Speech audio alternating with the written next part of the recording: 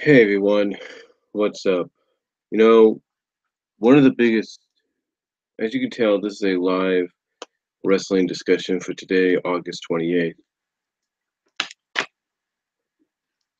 And first of all, I want to thank everybody that saw my video, wasn't live or anything, but saw my video on Oscar relinquishing where I talked about Oscar relinquishing the NXT Women's Championship.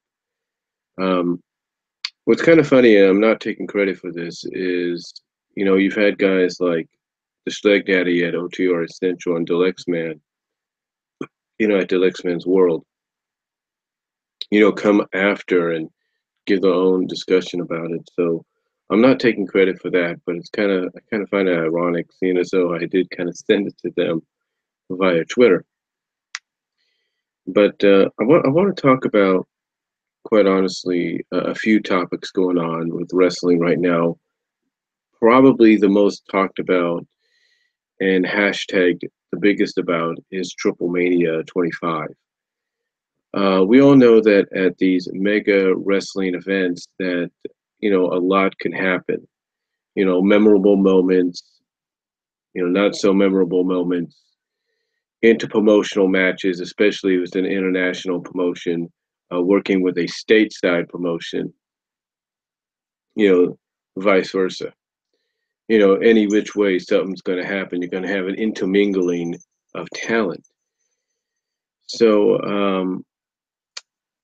a few things happened on this show, from what I understand. Doctor, one of them was the fact that after, I guess, 3 decades or so, Dr. Wagner Jr. lost his mask in the main event to Psycho Clown. So, yeah, Dr. Wagner Jr. is no longer going to be wearing a mask. And he was a guy that was recently showcased on Lucha Underground. Now, we don't know how they're going to, AAA is going to deal with this situation, how they're going to use it in storyline. We really don't know. Uh, but that wasn't but surprisingly, and I want to talk about this, surprisingly, that wasn't the real thing that came out of Triple Mania 25. No. What came out of Triple Mania 25?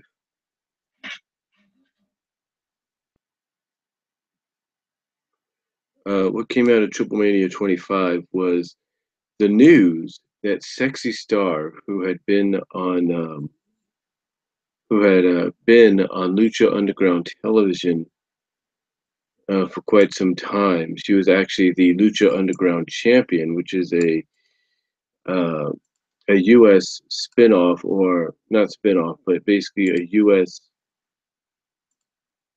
Um, basically a U.S. promotion or a U.S. brand for the Lucha Underground franchise. So,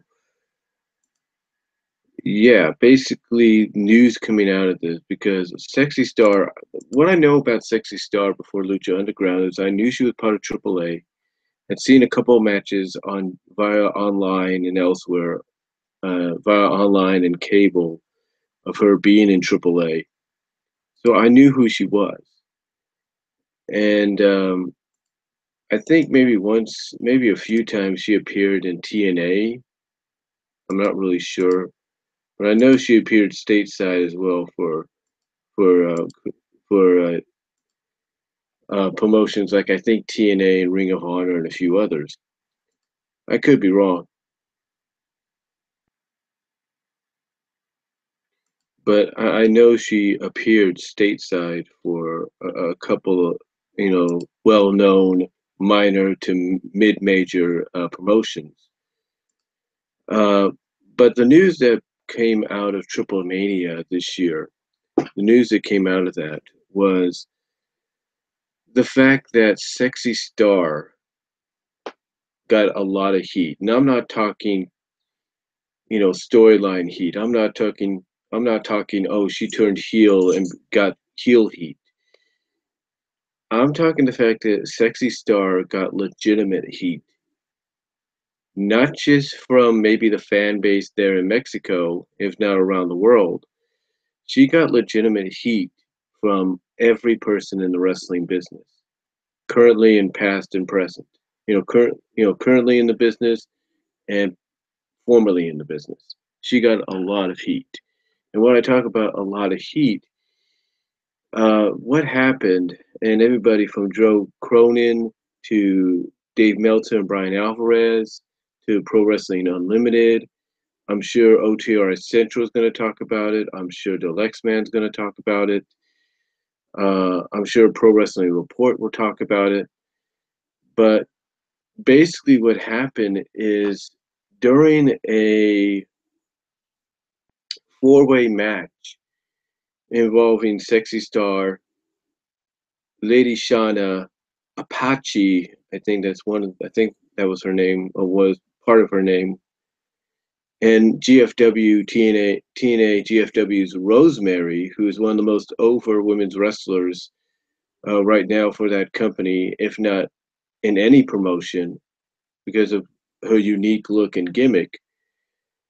Uh, Basically, what happened is at the closure of this match, Sexy Star won the match, but what happened is she won it via submission by armbar submission, but it wasn't the kind of armbar that basically you hook in, that from what we understand, from what we heard, you don't hook in, and you kind of just pull back a little bit to it's not really hurting, but it's just enough to where it makes the opponent tap out, or in the eyes of the audience, it's just painful enough to make the opponent tap out. Um, she didn't.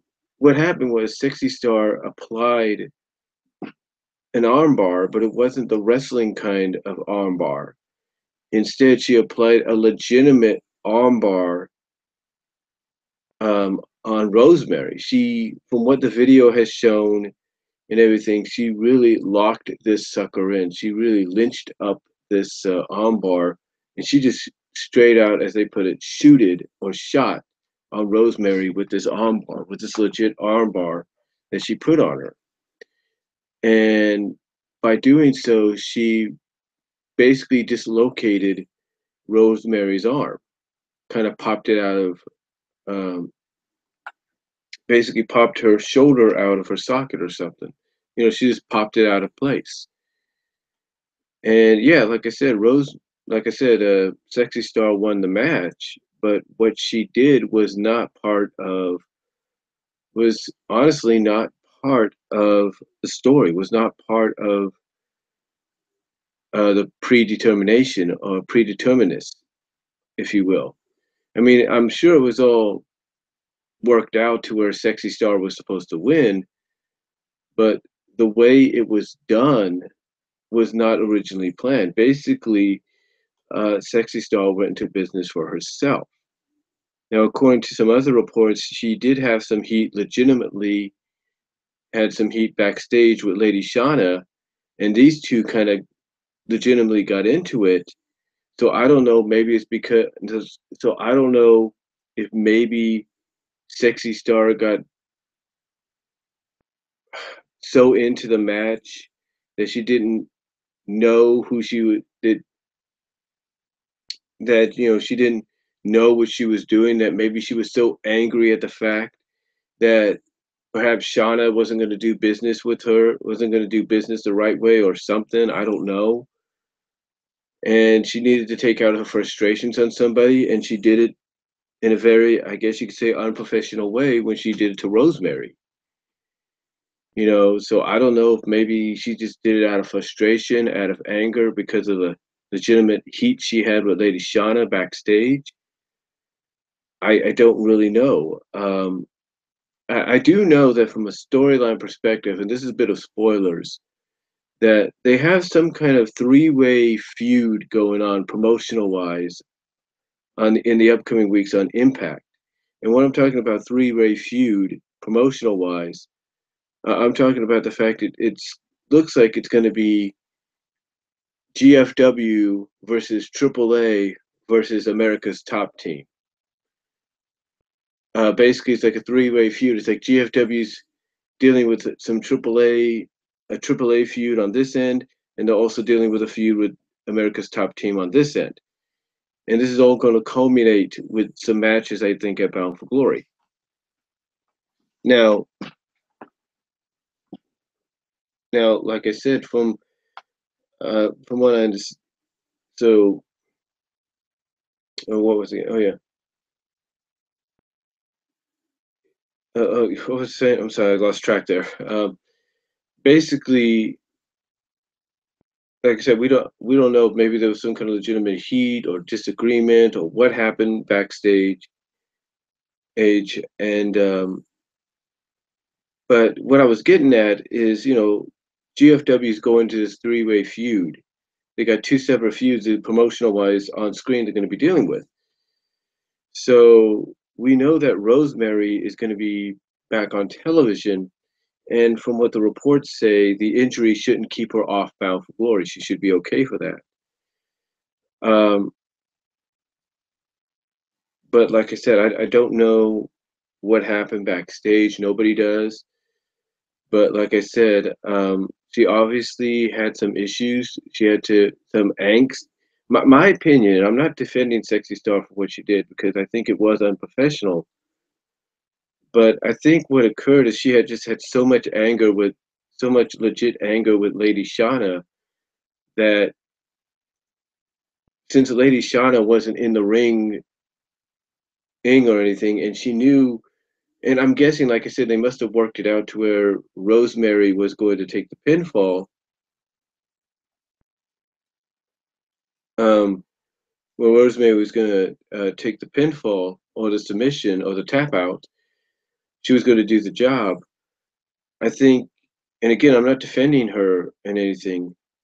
I think what happened is that anger just boiled to just boiled to just boiled over, and she just ended up locking in a legit. She had forgotten that she was supposed to probably lock in a non-shoot armbar on Rosemary, and she ended up locking in a legitimate armbar. So I don't know maybe if that was the reason. Again, I'm not defending her because I do agree. What she did was unprofessional. Um, so again, I don't really know what happened here. I mean, like I said, like I was trying to say, and I'm sorry if I lost track there earlier, kind of blanked out there for a second because I was trying to think, what I was getting at with it. I do know that you know Impact or GFW, like I said, is going to go into these two separate promotional feuds on screen. So I don't know if maybe Sexy Stars thought that maybe she was doing this. I mean, according to Rosemary, she's going around saying it's a work. So I don't know if maybe she believes it's a work that's going to tie into the AAA feud with GFW on screen. I don't know because for a fact that they're going to discuss this. They're going to talk about this on Impact as we get closer to Bound for Glory, and they're supposed to also show highlights from Triple Mania in the upcoming weeks. So they're going to be discussing this. They're going to be talking about this. And again, I don't know if maybe she believes what she did was a work or what. I don't know. Maybe she believes it's a work. I don't know. Maybe she's saying that to cover her tracks. I don't know. But she really has a lot of legitimate heat. I mean, there are a lot of women in GFW right now that are not happy with her. There are a lot of women that competed in the Mae Young Classic and possibly could be signed to WWE that are not happy with her. And they've all gone on Twitter to express their anger and dissatisfaction. Road Dogg even found out about it. Brian James, who's been criticized for his writing of the SmackDown Live brand at times, has come out and said, "Hey, he came out and asked, hey, is this real? Mike Kanellis said, yes, it is, and basically Road Dogg said, hey, She's not going to work here then. So she's never going to work here. She's never going to make an appearance here. So I don't know. I don't know what you know what happened here. Again, there's a lot of people that in the business that are not happy, and I'm sure a lot of fans are not happy because here's somebody that not even that long ago on Lucha Underground, like I say, which is a AAA related show, which is basically a AAA related show. Here on, recently on Lucha Underground, she was the Gift of the Gods champion and the Lucha Underground champion. So you're putting that show, that brand's top title on her, and then she goes and does this. So again, I don't know what was going through her mind, if maybe she was intending. Here's what I think. I think she was intending to legitimately, because from what I understand, she and Lady Shauna started shooting on each other. I mean, they started legitimately fighting with each other, not just possibly backstage, but in the ring during the match. They were just really going at each other. So I don't know if maybe she had intended to legitimately put this legitimate armbar on Lady Shauna, and because Lady Shauna wasn't there, maybe she maybe and because Rosemary was the one she had to make tap out or pin was the closest thing she had. Maybe again, like I said, I'm not defending her, but maybe she let her anger get the best of her and she just legitimately locked in a legit armbar. So I don't know. And like I said, and she's saying it's a work. She was told to go apologize. Basically, in the end of it, at the end of it, no, nobody trusts her now. Nobody can trust her.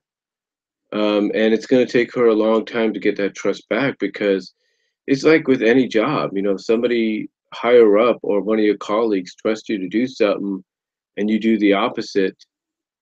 How can they trust you? You know what I'm saying?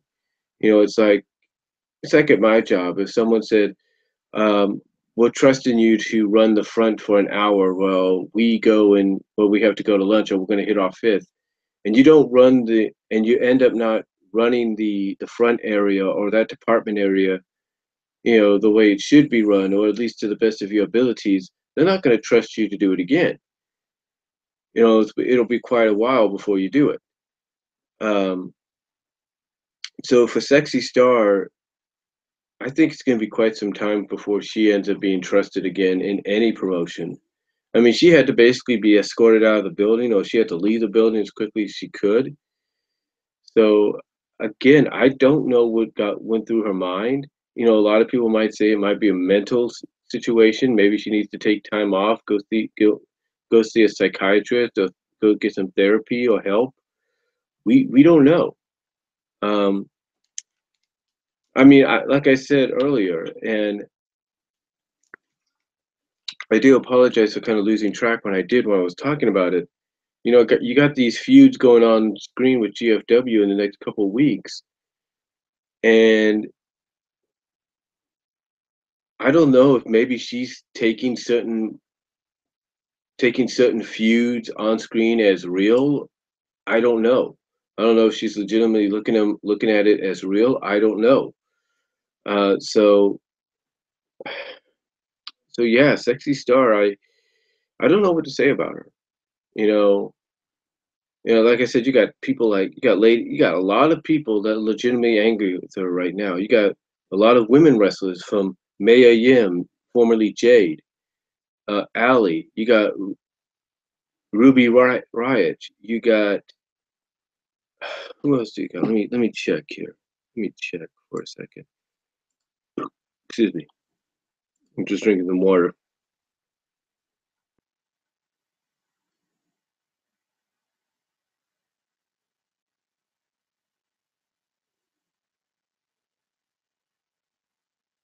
Yeah, here we go. Basically, Joe Cronin wrote this, read this on his on his Twitter. But basically, Rosemary was not happy. She was not happy about that. She says basically, and I'm going to reread what she had to say here.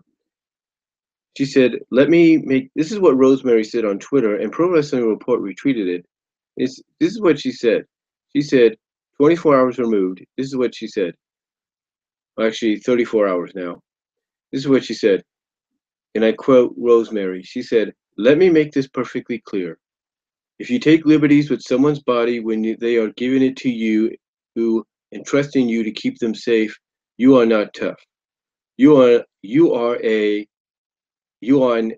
an well, she put an instead of a, but anyway, she said you are a asshole and you don't belong in this business." She goes on to say that Sexy Star decided to do just that this weekend at Triple Mania, and while Rosemary, has remained quiet on social media until I was more to address the situation, I have now, and we're gonna look and see what they see here.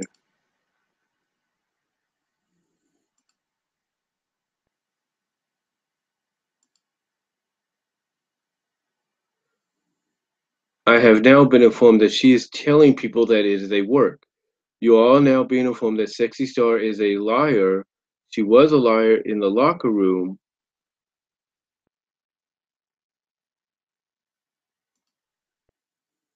when she was forced to apologize and instead cooked up some BS excuse that she quote unquote didn't know, and she's a liar now. You know, if you are torquing on someone's arm, you know an armbar is this. You know, if you are torquing on someone's arm, you know an armbar is a real and dangerous hold. The only reason your face isn't broken right now is because a little voice inside my head, as I lay on the apron, kept repeating, don't go to Mexican prison, quote unquote, on that. However, turning to positives, the outreach from the wrestling community has been incredible. Um, see, I am overwhelmed with how much love I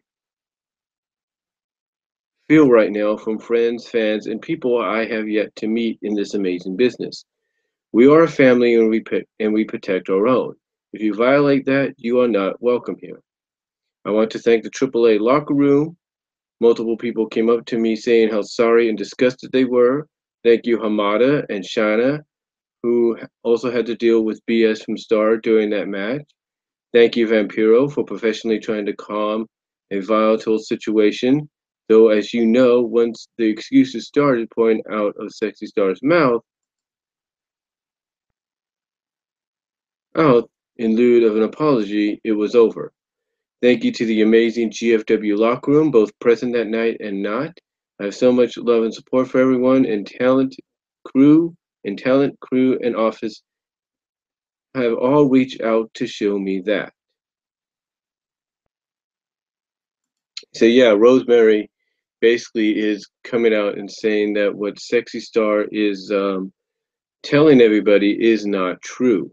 That the excuse she's giving is not true, and um, I, I have to say that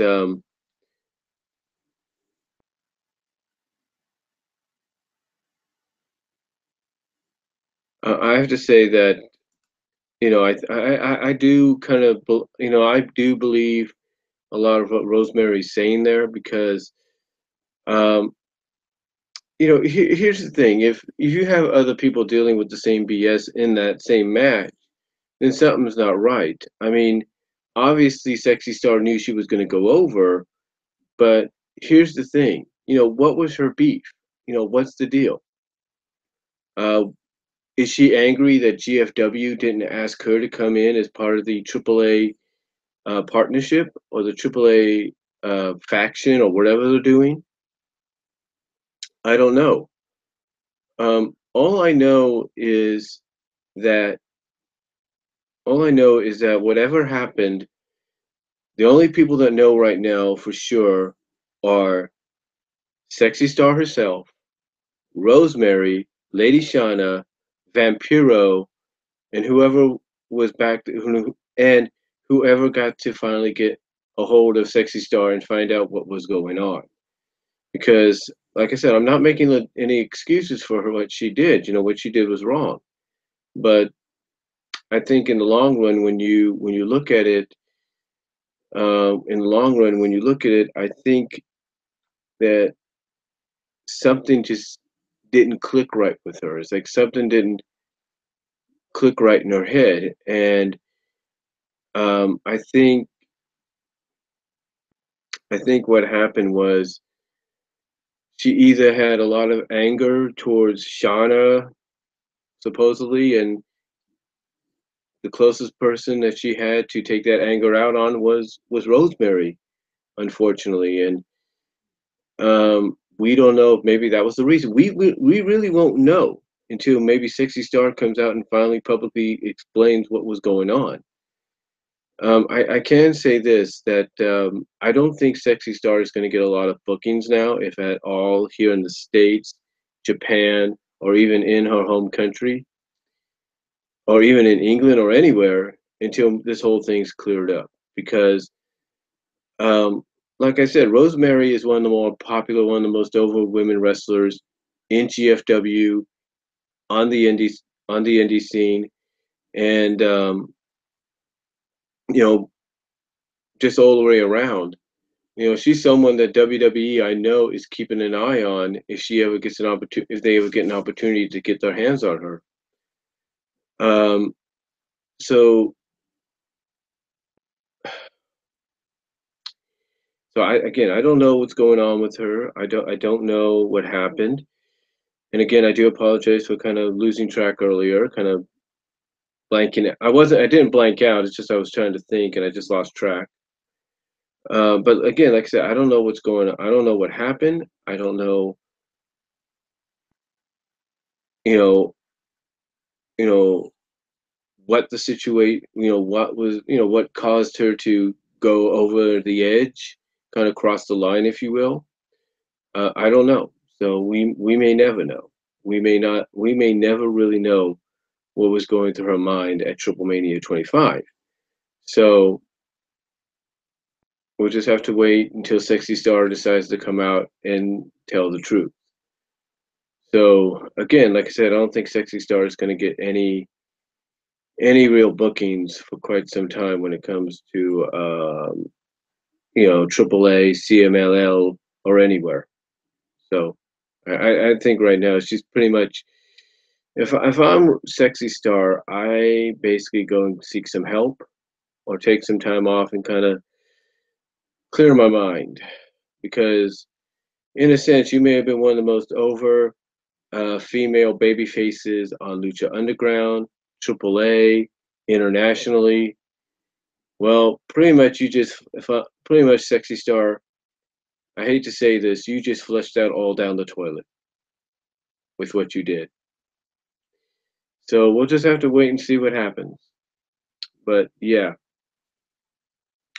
Anyway, getting on to some other news here, um, or other discussions here. Let's talk about Beach Ball Mania coming to an end. Yeah, Beach Ball Mania. Um, in case you missed it, and I know I did, I'm trying to skim through the event to see how it happened. But it was one of the last matches of the night. It was for the Raw Tag Team titles. It was Cesaro and Sheamus against Ambrose and Rollins. And it was, I don't know if it was at the beginning, in the middle, I don't know when it was, but Cesaro basically went out to the crowd, grabbed a beach ball because fans had brought beach balls. They like to do that, during these events and even post Raw and SmackDown events, or post pay-per-view events like Raw and SmackDown.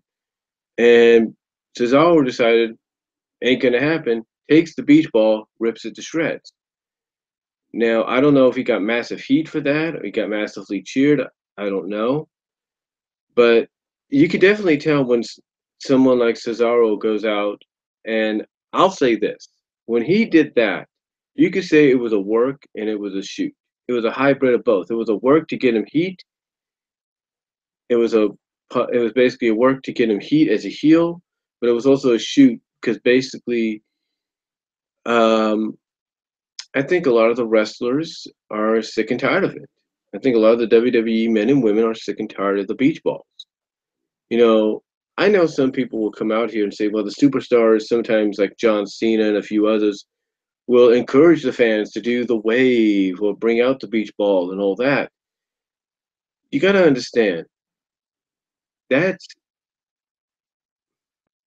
that's kind of breaking kayfabe a little bit. And certain stars, unfortunately, are allowed to do that. But others want to try to be true professionals. They want to try to give you the best show they can possibly and the best match they can possibly. And if you're a fan going out there and just bouncing around the beach ball and you're paying more attention to that and you're chanting more for that than paying attention to the match, you're not showing any, then pretty much you're disrespecting the fans. I mean, you're not disrespecting the fans, but you're disrespecting the athletes, the wrestlers in the ring. So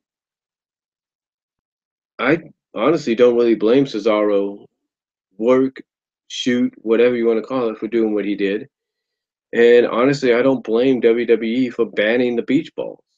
Now, is that going to stop people from bringing beach balls into the arena? Heck no. It's not going to stop them. They'll find ways to do it. They'll sneak them into the shirts. They'll do this. They'll find ways. They'll tuck them all. This is what they'll do. They'll take a beach ball, they'll deflate it, and they'll just scrumple it up as best they can, and they'll put it into the pockets and be like, "Pew! Out we go, or in we go." And that's probably going to happen for a little bit. But if I know WWE, well, I don't really personally know WWE, but if I know them as a fan, and a lot of fans are probably going to agree with this, they're going to do something that a lot of places do. You're going to do something a lot of places do. Six Flags does it. I was surprised by that. Six Flags Discovery Kingdom did this. They're going to check, and pretty much a lot of stadiums and arenas are doing this already. They're going to check everything. They're going to ask you to pull everything out of your pocket. And if they see something like that resembles a beach ball, and if you don't comply with what they're asking, they're not going to let you in. So I don't think the sneaking in of beach balls is going to really be that much of a good idea because pretty much I think a lot of fans are going to fail at doing that. I really do. Unless they stick them in the pants, which I'm pretty sure a lot will do, and then they'll pull them out that way. But, you know, point is, WWE has banned now the beach balls from being in the arena. And, well, I know they can, you know, ban people from doing the wave. I know they can't ban them from chanting things like this match sucks or boring or whatever. They can't ban them for that. But I think I know, it's my opinion here, but I think I know why fans do this. Why they bring in the beach balls, why they do the waves, why they do this and that, why these hardcore fans and sometimes casual fans do this either after a pay-per-view where basically the Raw or SmackDown, or in this case both, are taking place in the same venue as the pay-per-view, or even in a different venue the night after, what have you. I think the reason these hardcore fans and sometimes casual fans do this is they're trying to send a message to WWE. And that message is, hey, you want us to stop doing this? Give us something that's going to keep our eyes on the product. Give us something that's going to make us pay attention to the product. I want you to think about this. Every time they have a hardcore style like match or a match that has some kind of hardcore environment, a hardcore stipulation involved, or some kind of hardcore moment involved in there, their eyes are glued in. And that's, I think, one of the things they want. They want more of that kind of rough, anything goes style in the business. That's what they want from the men and the women. You know, I think another thing they want is they don't want the same superstar shoved down their throat all the time.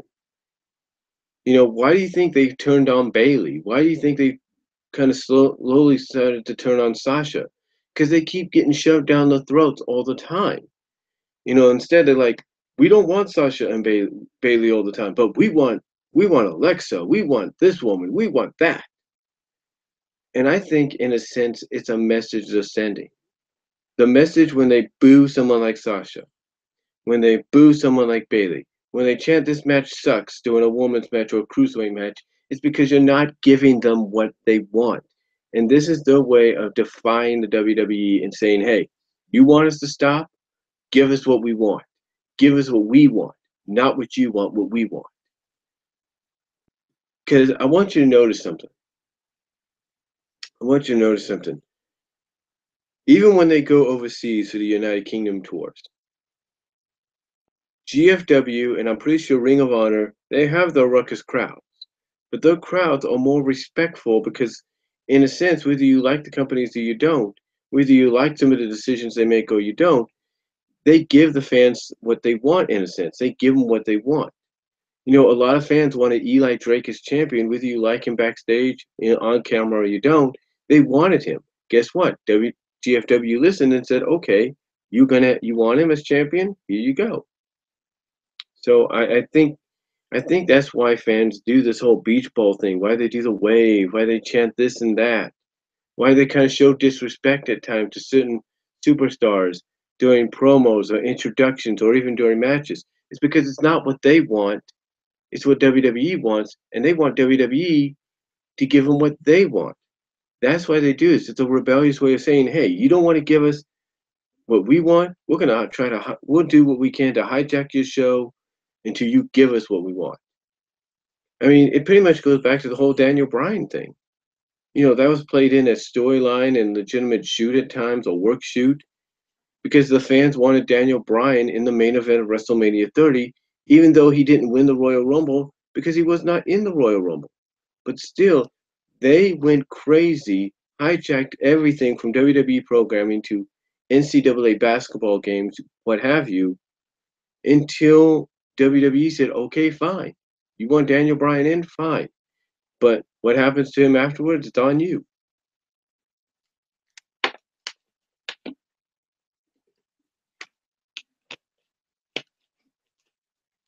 So I think that's why fans do what they do, have been doing all this.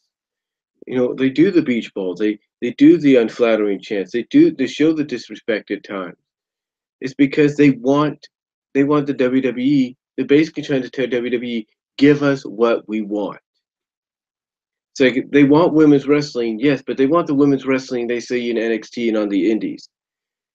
You give them hardcore extreme rule matches, that's fine, but in a sense, they want the extreme rule hardcore matches they see in GFW with the Monsters Balls. They see in CZW with some of the ultraviolet crap. They want that stuff. And when you have pure pro wrestling stars like Cesaro on your roster, or like AJ Styles, or Kevin Owens, or Sami Zayn, they want, or Cassius Ohno, aka Chris Hero, or Samoa Joe, you name it. They want these guys to be pushed to the top because they're hardworking athletes, the hardworking wrestlers, some of the best, if not the best, in the business in their eyes. So they will basically do whatever it takes to say, hey, look, give us what we want. Give us some real pro wrestling action with these guys.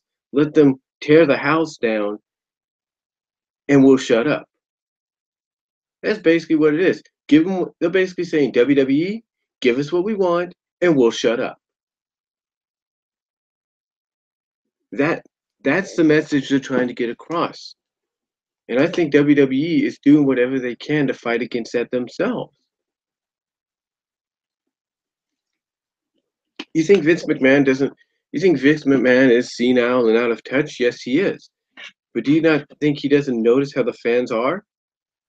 I mean, he even said it after WrestleMania 32 last year. He told it to Shane on camera in front of the world. They're very ruckus. They're a very ruckus crowd, unpredictable crowd. Basically, Vince knows what's happening. Whether he's out of touch or he's not. And I think, in a sense, when he pushes someone like a Roman Reigns in your face or John Cena in your face, it's not because it's what he wants, but I think when he pushes a Roman Reigns and he pushes a John Cena, and maybe from the women's perspective, he pushes a Sasha and a Charlotte and a Bayley or what have you constantly down your throat, it's not because it's what he wants, but it's his way of rebellion against you.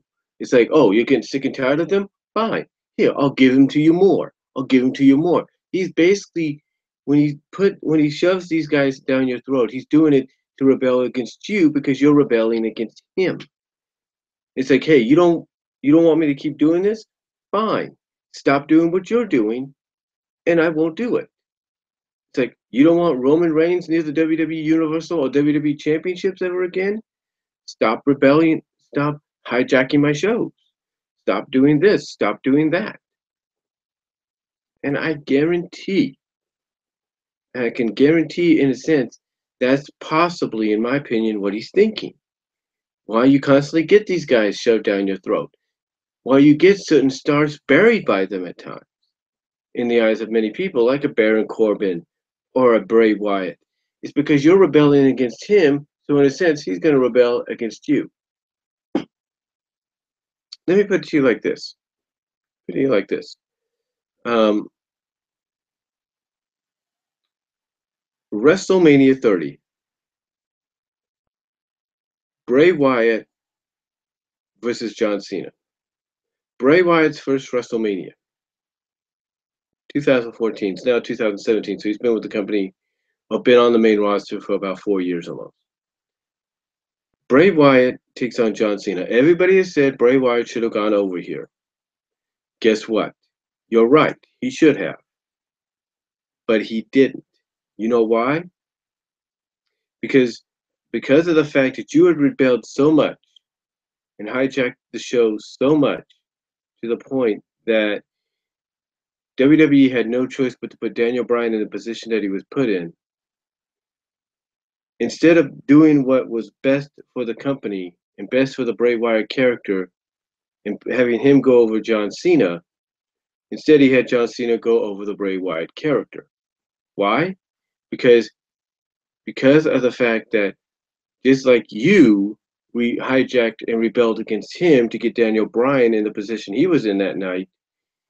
Vince McMahon countered by rebelling against you by, well, what I'm saying is because you rebelled against Vince McMahon, the WWE, to get Daniel Bryan in the position he was that night, Vince in turn rebelled against you by taking potentially a charismatic character that could be looked at as that could have been looked at as the next Undertaker, and he had John Cena beat him instead of having John Cena put him over. Because that was his way of saying, you're rebelling against me and you forced my hand to do this with Daniel Bryan. I'm going to have John Cena go over this guy even though he shouldn't.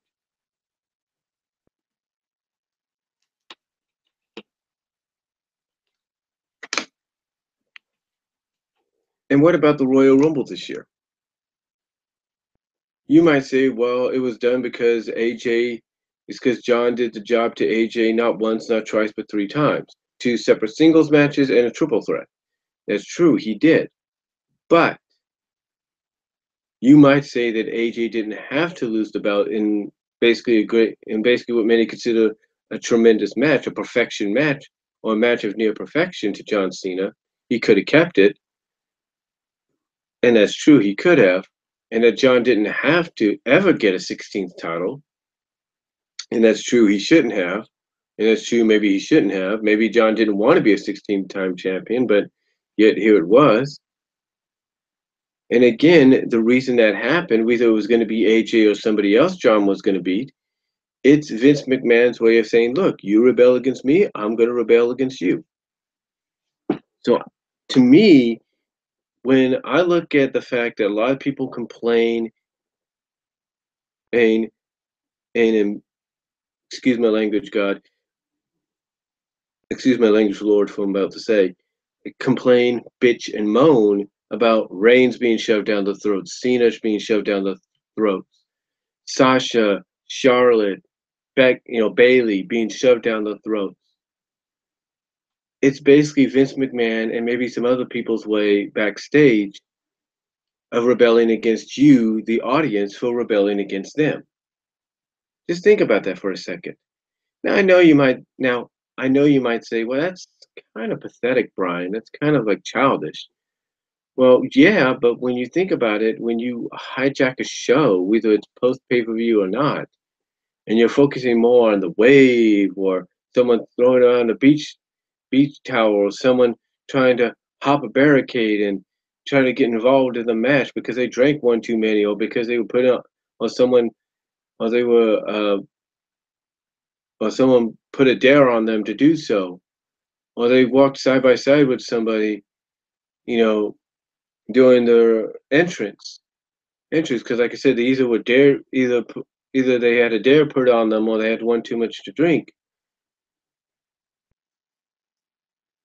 You know, when you start focusing on when you start doing crap like that, and I'm not saying it's crap, but when you let me rephrase that. When you start doing stuff like that, a lot of the superstars, men or women, or even the wrestler, or even the people backstage, will feel disrespected about that.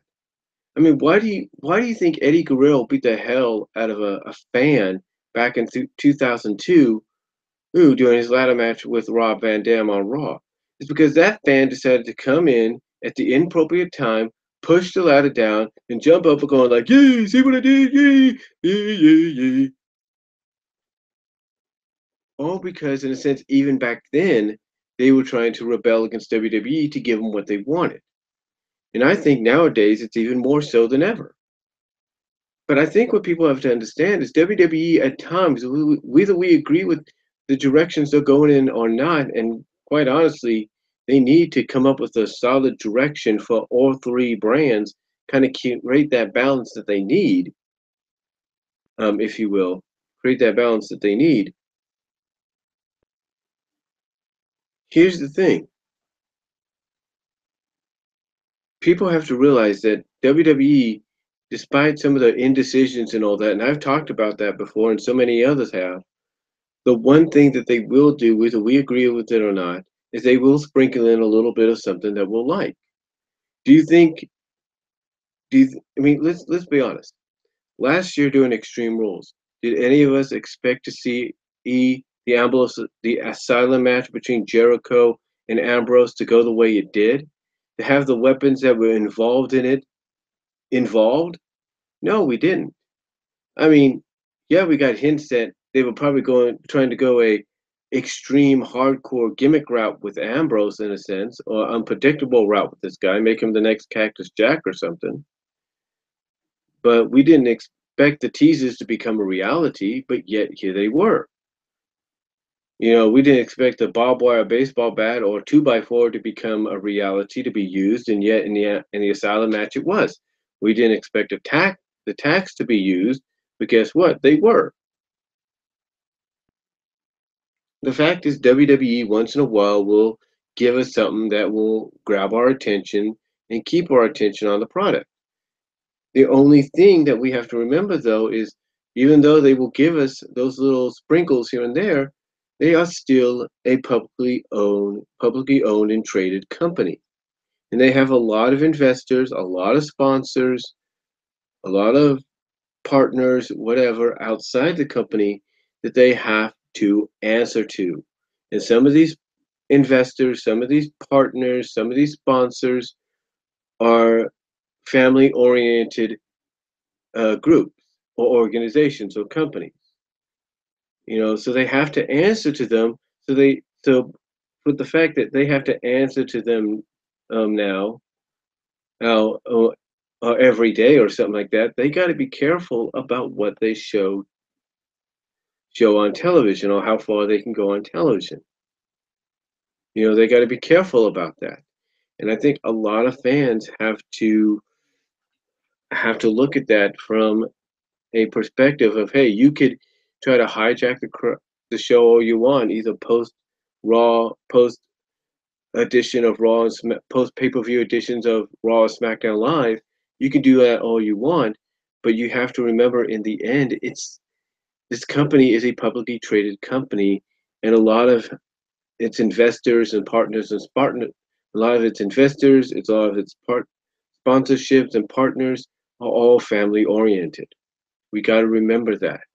We can't just say, oh, well, we want this, we want that. We got to remember the family oriented guys.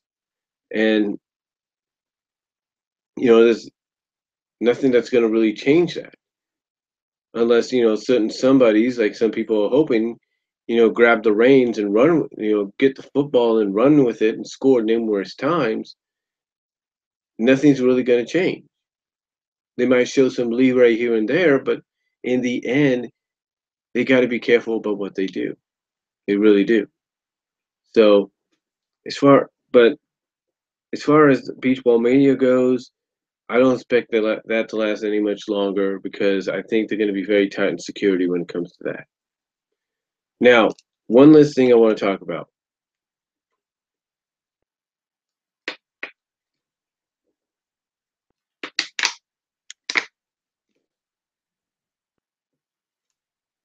One last thing I want to talk about, and it's kind of ironic. It's kind of ironic, but we know the Mae Young Classic is majority of it has been taped. We know that today and next week, Labor Day, Monday, we're going to have a lot. We're going to have a lot of the episodes aired, and then we're going to have the finals the week later, on the 12th. Now, one thing that's been discussed about and news that broke about this was they seem to be starting an angle between the WWE's four horsewomen of Charlotte, Becky, Bayley, and let's see, Charlotte, Sasha, Becky, and Bayley. Yeah, they seem to be starting an angle with them, possibly feuding and leading to maybe a Survivor Series match or so against the MMA's four horsewomen, featuring Ronda Rousey and one of the ladies that's in the Mae Young Classic right now, Shayna Baszler. So there's something there, and it's the reason I say it's kind of ironic is right now in GFW on GFW programming. I'm not trying to give much away because you kind of see where it's heading, but there is a feud going on between GFW. I mentioned it earlier. GFW is involved in this with two different feuds, promotional wise. Promotional wise, they're involved in a feud with AAA, and they're involved in a feud with America's Top Team. Well, basically, this feud focuses on the fact of Lashley has to choose: is he going to be an MMA fighter or is he going to be a pro wrestler? But a little bit of spoilers here. It mostly focuses on the fact that America's Top Team, mostly Lambert, who's the head guy in charge, wants to put pro wrestling out of business. They want to destroy pro wrestling. They want to basically prove that MMA is a better sport, is a more legit sport, a better sport to be a part of, and to choose to be a part of than pro wrestling. So the reason I say it's kind of ironic that you got two storylines that are similar but different, contracting each other, kind of almost contracting with each other, is I'm guessing this is WWE's way and GFW's way of finally acknowledging the whole situation, because this whole like rivalry, if you want to look at it as a rivalry, basically both companies in their own way are trying to address the question a lot of people have: what is tougher to do? Who is the more tougher athletes, the MMAs or the wrestlers? So I find, like I said, I find that kind of ironic because they have a tag match that they got coming up at Bound for Glory. It's gonna be Lashley and King Mo against Moose, and I can't think of the other guy's name. Excuse me. But these two are gonna fight. These two teams are gonna fight each other um, at Bound for Glory. But mostly it has to do with the fact that when you get down to it on the GFW side, this whole America's Top Team MMA promotion or camp or whatever you want to call it, the reason for their feud with GFW is because Bobby Lashley is now global champion.